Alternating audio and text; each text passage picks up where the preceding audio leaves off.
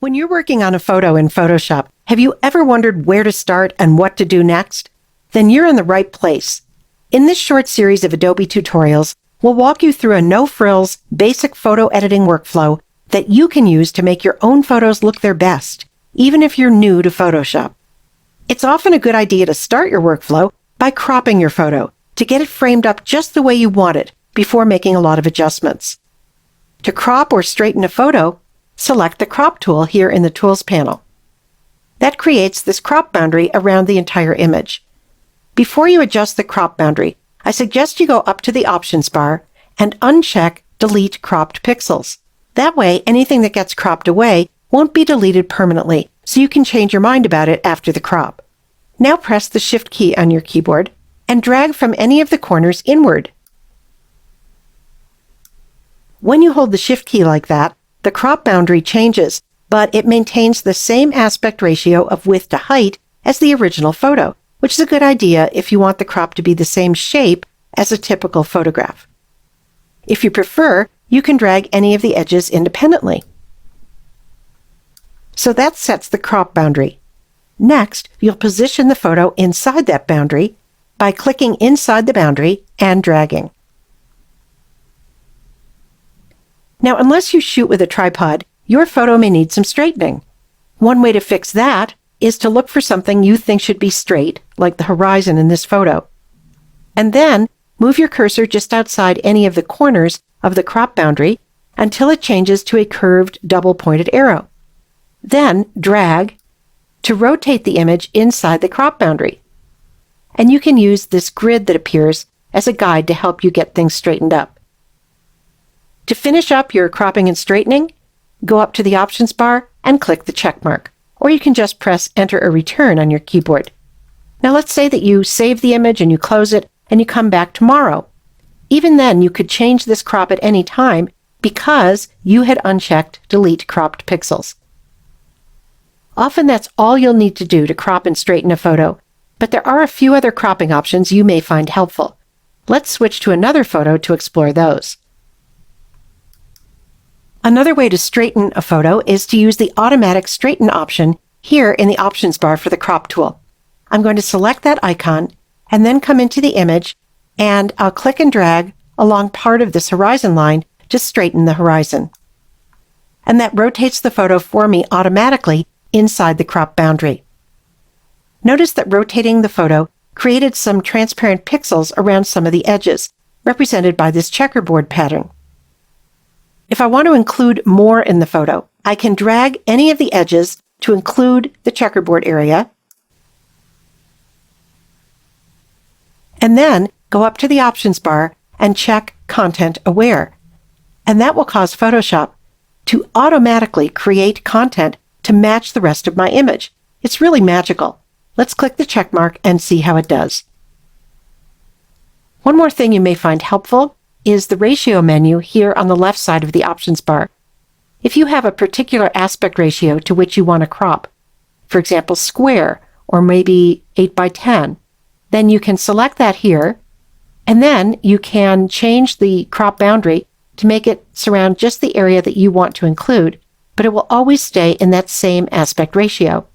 If you want to switch from a portrait orientation like this to a landscape orientation, go up to the Options bar and click the double-pointed arrows here, or just press X on your keyboard.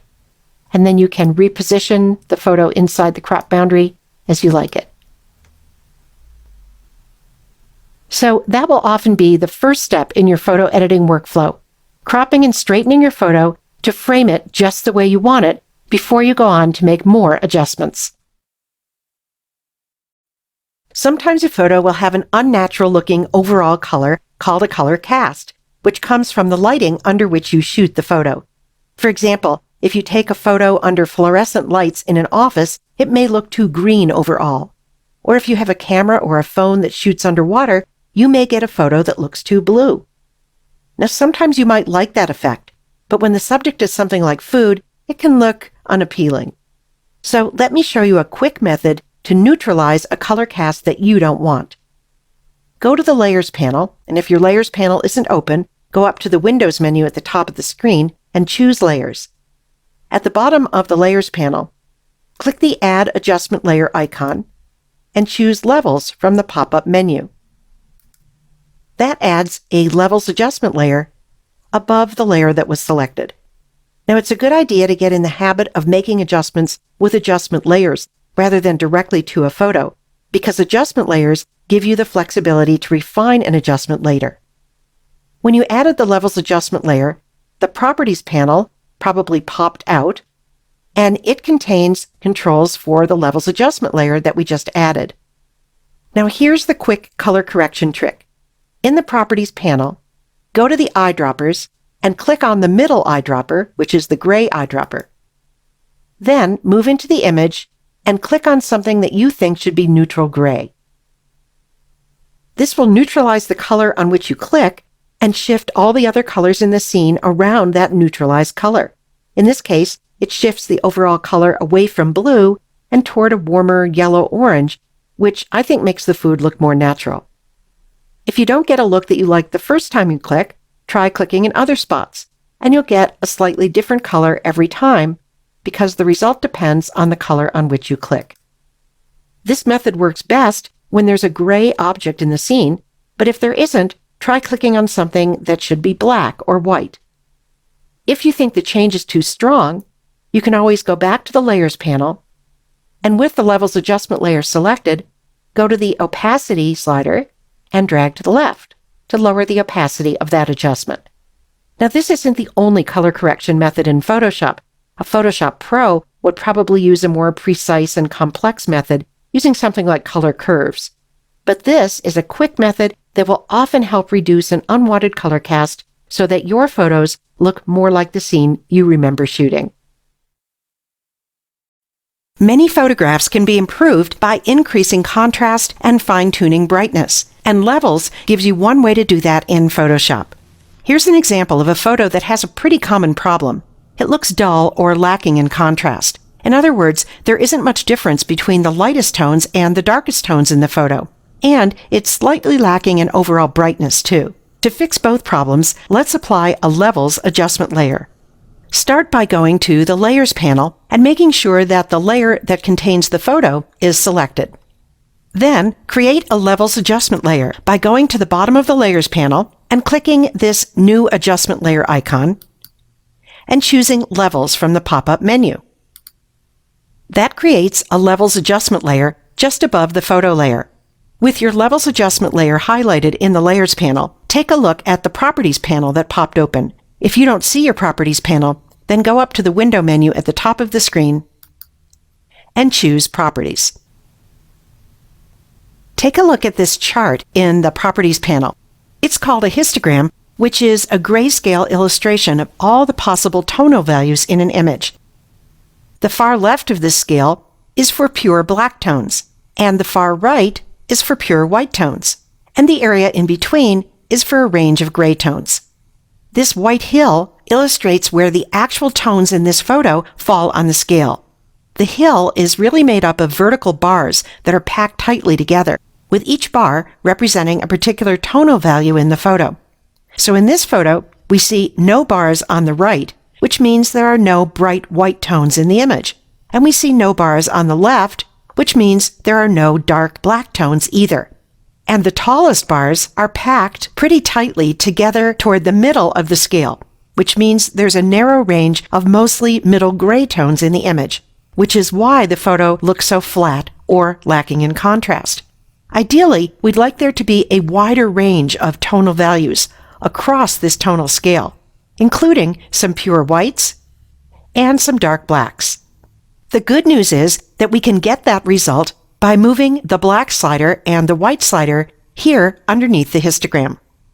Let's start by dragging the white slider over to the left until it's just under this hill of tonal values, and that pushes the brightest pixels in the photo to pure white with no detail. Now, normally you don't want to clip important bright details out of a photo, so here's a little trick that you can use to visualize exactly which pixels you're clipping as you move this slider. Let's drag the white slider back over to the right and do it again, this time holding down the Option key on a Mac or the Alt key on Windows as you drag the white slider to the left. At first you'll see some spots of color, and then you'll start to see some white spots. It's the white spots you're interested in because those show you where the photo is being clipped to pure white with no detail. You want to drag this slider until you see just a few spots of white. So if you get too many white spots, you can ease the white slider back over to the right so you're not losing too much highlight detail. Now do the same thing with the black slider. You can hold down the Option key on the Mac or the Alt key on Windows as you drag the black slider over to the right. And when you see some small spots of black, you'll know which pixels you're pushing to pure black with no detail. Now take a look at the photo and you'll notice that it looks more contrasty or less dull than when we started. And if you want, you can fine-tune the results visually.